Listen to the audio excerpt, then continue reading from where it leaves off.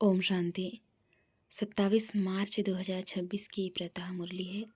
मीठे बच्चे, ज्ञान सागर बाप द्वारा तुम मास्टर ज्ञान सागर बने हो। तुम्हें ज्ञान का तीसरा नेत्र मिला है, इसलिए तुम हो त्रिनेत्री, त्रिकालदर्शी और त्रिलोकीनाथ। आज बाबा प्रश्न पूछते हैं, विश्व की रूहानी सेवा तुम बच्चों के सिवाय कोई नहीं कर सकता है, क्यों? उत्तर में बाबा कहते, क्योंकि तुम्हें ही सुप्रीम रूह अर्थात शिव बाबा की शक्ति मिलती है। पहले तुम आत्माओं को सुप्रीम रूह द्वारा ज्ञान का इंजेक्शन लगता है, जिससे तुम 5 विकारों पर स्वयं भी विजय प्राप्त करते और दूसरों को भी कराते हो। ऐसी सेवा और कोई कर ना सके। कल्प कल्प तुम बच्चे ही यह रूहानी सेवा करते हो। ओम शांति। बाप की याद में बैठना है और कोई भी देहधारी की याद में नहीं बैठना है। नए नए जो आते हैं बाप को तो जानते ही नहीं हैं, उनका नाम तो बड़ा सहज है, शिव बाबा। बाप को बच्चे नहीं जानते, कितना वंडर है। शिव बाबा उच्चते उच्च सर्व का सदगति दाता है, सर्व पतितों का पावन करता, सर्व का दुख हरता भी कहते हैं, परंतु वह कौन है यह कोई नहीं जानते सिवाय तुम बीके के। तुम हो उनके पोत्रे पोत्रियाँ, सो तो जरूर अपने बाप और उनकी रचना के आदि मध्य अंत को जानेंगे। बाप द्वारा बच्चे ही सब कुछ जान जाते हैं। यह है ही पतित दुनिया। सर्व कलयुगी पतितों को सतयुगी पावन कैसे बनाते हैं, सो तो बीके के सिवाय दुनिया में कोई नहीं जानते। कलयुगी दुर्गति से निकालने वाला सतयुगी सदगति दाता बाप ही है। शिव जयंती भी भारत में ही होती है।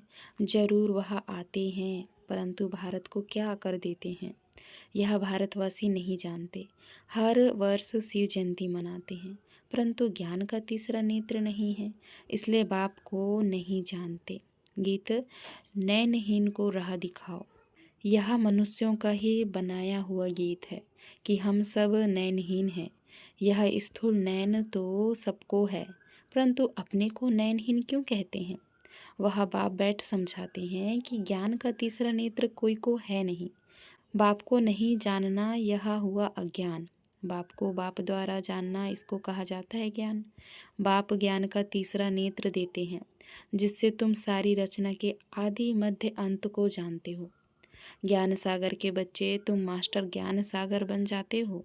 तीसरा नेत्र माना ही त्रिनेत्री, त्रिकालदर्शी, त्रिलोकीनाथ बन जाते हो। भारतवासी यह नहीं जानते कि यह लक्ष्मी नारायण जो सतयुग के मालिक थे, इनको यह वर्षा कैसे मिला, वह कब आए, फिर कहाँ गए, फिर कैसे राज्य लिया, कुछ भी नहीं जानते हैं। यह देवताएं पावन है ना, पावन तो जरूर बाप ही बनाएंगे। तुम भारतवासियों को बाप बैठ समझाते हैं। जो देवताओं को शिव को मानते हैं, शिव का जन्म भी भारत में हुआ है। ऊंचते ऊंच है भगवान। शिव जयंती भी यहाँ मनाते हैं। जगत अम्मा, जगत पिता ब्रह्मा और सरस्वती का भी जन्म यहाँ ही है। लक्ष्मी नारायण का जन्म भी यहाँ ही होता है। वही राधे कृष्ण है। यह भी भारतवासी नहीं जानते, कहते हैं पतित पावन आओ, तो जरूर सब पतित हैं। साधु संत ऋषि मुनि आदि सब पुकारते हैं कि हमको पावन बनाने आओ। दूसरे तरफ कुंभ के मेले आदि में जाते हैं पाप धोने, समझते हैं गंगा पतित पावनी है, पुकारते हैं कि पतित पावन आओ। तो मनुष्य किसको कैसे पावन बना सकते? बाप समझाते हैं, तुम पहले देवी देवता धर्म के थे तो सब पावन थे, अभी पतित हैं। कहते हैं कि राह बताओ प्रभु, तो कहाँ की राह? कहते हैं बाबा जीवन मुक्ति की राह बताओ। हमारे में 5 विकार है बाबा, हम सब स्वर्ग में थे तो निर्विकारी थे, अभी विकारी पतित बन पड़े हैं। इसका कुछ राज तो समझाओ, यह कोई दंत कथाएं नहीं है। बाप समझाते हैं, श्रीमद् भगवद गीता अथवा परमात्मा की सुनाई हुई गीता है। पतितों को पावन बनाने वाला है निराकार भगवान। मनुष्य को भगवान नहीं कह सकते। बाप कहते, इतने बड़े बड़े गुरु होते भी भारत इतना पतित कौड़ी जैसा क्यों बना है? कल की बात है कि भारत खंड स्वर्ग था। बाबा ने भारतवर्ष को स्वर्ग की सौगात दी थी। भारतवासी पतितों को आकर राज योग सिखलाए पावन बनाया था। अब फिर बाप बच्चों के पास आया है सेवाधारी बन। बाप है रूहानी सेवाधारी, बाकी तो सब मनुष्य मात्र हैं जिस्मानी सेवाधारी। सन्यासी भी जिस्मानी सेवाधारी हैं, वह पुस्तक आदि बैठ सुनाते हैं। बाप कहते हैं कि मैं निराकार साकार साधारण बूढ़े तन में प्रवेश कर बच्चों को आकर समझाता हूँ। हे भारतवासी बच्चों, देखो रूहानी बाप रूहों को बैठ समझाते हैं। यह ब्रह्मा नहीं सुनाते हैं, लेकिन वह निराकार बाप इस तन का आधार लेते हैं। शिव को तो अपना शरीर नहीं है, शालिग्राम आत्माओं को तो अपना अपना शरीर है। पुनर्जन्म में आते आते पतित बन जाते हैं। अब तो सारी दुनिया पतित है, पावन एक भी नहीं। तुम सतो प्रधान थे, फिर खाद पड़ने से सतो से रजो तमो में आए हो। तुम भारतवासियों के पास शिव बाबा आकर शरीर धारण करते हैं, जिसको भगीरथ भी कहते हैं, भागीरथ भी कहते हैं। मंदिरों में शंकर का चित्र दिखाते हैं, क्योंकि वह शिव शंकर इकट्ठा समझ लेते हैं। यह समझते नहीं कि शिव तो निराकार है, शंकर तो आकारी है। शिव शंकर इकट्ठा कैसे कहते हैं? अच्छा, फिर बैल पर सवारी कौन करते हैं? शिव व शंकर। सूक्ष्म वतन में बैल कहाँ से आया? शिव रहता है मूल वतन में, शंकर सूक्ष्म वतन में। मूल वतन में सब आत्माएं हैं, सूक्ष्म वतन में सिर्फ ब्रह्मा विष्णु शंकर है, वहाँ जानवर होते नहीं। बाप कहते हैं, मैं साधारण बूढ़े तन में प्रवेश कर तुमको समझाता हूँ। तुम बच्चे अपने जन्मों को नहीं जानते हो। सतयुग से लेकर तुमने कितने जन्म लिए हैं? 84 जन्म लिए। अभी यह है पिछाड़ी का जन्म। भारत जो अमरलोक पावन था, वह अब मृत्युलोक पतित है। सर्व का सदगति दाता तो एक ही है ना। रुद्रमाला है ही परमपिता परमात्मा निराकार शिव की। श्री श्री 108 रुद्रमाला कही जाती है। सब शिव की गले का हार है। बाप तो है पतित पावन, सर्व का सदगति दाता, सर्व को वर्षा देने वाला। लौकिक बाप से हद का वर्षा मिलता है, जिसको सन्यासी काकविष्ट समान सुख समझते हैं। बाप कहते हैं कि बरोबर यह तुम्हारा सुख काकविष्ट समान है। बाप ही आकर पतितों को पावन अथवा कांटों को फूल बनाते हैं नॉलेज से। यह गीता की नॉलेज है। यह ज्ञान कोई मनुष्य नहीं समझा सकते हैं। ज्ञान का सागर पतित पावन बाप ही समझा सकते हैं। बाप से ही वर्षा मिलता है जो तुम ले रहे हो। तुम ही सिर्फ सदगति तरफ जा रहे हो। अभी तो संगम पर हो, वह तो कलयुग में है। अभी है कलयुग का अंत। महाभारत लड़ाई भी सामने खड़ी है। 5000 वर्ष पहले भी जब तुम राजयोग सीखते थे तो भंबोर को आग लगी थी। अभी तुम राजयोग सीख रहे हो, यह लक्ष्मी नारायण बनने के लिए। बाकी तो है भक्ति मार्ग। बाप जब आते हैं तो आकर स्वर्ग के द्वार खोलते हैं। बाप कहते हैं कि यह शिव शक्ति भारत माताएं तो भारत को स्वर्ग बनाती हैं श्रीमत पर। तुम हो शिव शक्ति भारत माताएं जो पूरे विश्व को स्वर्ग बना रही हो। तुम हो ही शिव की औलाद, उसको ही याद करते हो। शिव से शक्ति लेकर 5 विकारों रूपी शत्रु पर जीत पाते हो। तुम बच्चों ने 5000 वर्ष पहले भी भारत की रूहानी सेवा की थी। वो सोशल वर्कर्स करते हैं जिस्मानी सेवा, यह है रूहानी सेवा। सुप्रीम रूह आकर आत्मा को इंजेक्शन लगाते हैं, पढ़ाते हैं। आत्मा ही सुनती है।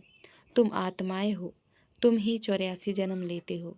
एक शरीर छोड़ दूसरा लेते हो। 84 जन्म ले 84 माँ बाप बनाए हैं। सतयुग त्रेता में तुमने स्वर्ग के सुख पाए, अब फिर बेहद के बाप द्वारा सुख का वर्षा ले रहे हो। बरोबर भारत खंड में यह लक्ष्मी नारायण का राज्य था। वहाँ दैत्य आदि कोई नहीं थे। तुम जानते हो अभी इस पुरानी दुनिया को आग लगनी है। मैं आकर ज्ञान यज्ञ रचता हूँ। तुम सब पवित्र देवता बनते हो। हजारों में हैं जो देवता बनने का पुरुषार्थ कर रहे हैं। बाप आया है बच्चों की सदगति करने। तुम बच्चों को कांटों से फूल बना रहे हैं। तुमको ज्ञान का तीसरा नेत्र दे रहे हैं, जिससे तुम सारे ड्रामा को शिव बाबा का क्या पार्ट बजता है सब जानते हो। ब्रह्मा और विष्णु का कनेक्शन क्या है वह भी जानते हो।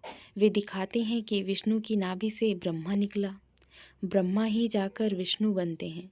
ब्राह्मण सो फिर देवता। विष्णु से ब्रह्मा बनने में 5000 वर्ष लगा। यह तुमको ज्ञान है। तुम ब्राह्मणों के नाभि कलम से विष्णुपुरी प्रकट हो रही है। उन्होंने तो चित्र बनाया है कि विष्णु की नाभि से ब्रह्मा निकला, फिर सभी वेदों शास्त्रों का सार सुनाया। अब तुम ब्रह्मा द्वारा सारा सार समझते हो। बाप कहते हैं मुख्य धर्म शास्त्र हैं 4। पहले दैवी धर्म का शास्त्र है गीता। गीता किसने गाई? शिव बाबा ने। ज्ञान सागर पतित पावन सुख का सागर शिव बाबा है। उसने बैठ भारत खंड को स्वर्ग बनाया, ना कि श्री कृष्ण ने। श्री कृष्ण तो मेरे द्वारा ज्ञान सुनकर फिर श्री कृष्ण बना, तो यह गुप्त बात हुई ना। नए नए बच्चे इन बातों को समझ न सके। शिव बाबा ने स्वर्ग की स्थापना की, उसमें यह लक्ष्मी नारायण राज्य करते थे। अब तुम मनुष्य से देवता बन रहे हो। बाप कहते हैं इस मृत्युलोक दुखधाम में तुम्हारा अंतिम जन्म है। भारत अमरलोक था, वहाँ दुख का नाम नहीं था। भारत परिस्थान था, अब कब्रिस्तान बना है, फिर परिस्थान होगा। यह सब समझने की बातें हैं। यह है मनुष्य से देवता बनने की पाठशाला। यह कोई सन्यासियों का सत्संग नहीं है जहाँ शास्त्र बैठ सुनाते हैं। इन बातों को नया कोई समझ ना सके जब तक 7 दिन का कोर्स नहीं किया है। इस समय भक्त तो सब मनुष्य मात्र हैं, उन्हों की आत्मा भी याद करती है। परमात्मा एक मासूक के सब आशिक हैं। बाप आकर सचखंड बनाते हैं, आधा कल्प के बाद फिर रावण आकर झूठखंड बनाते हैं। अभी है संगम।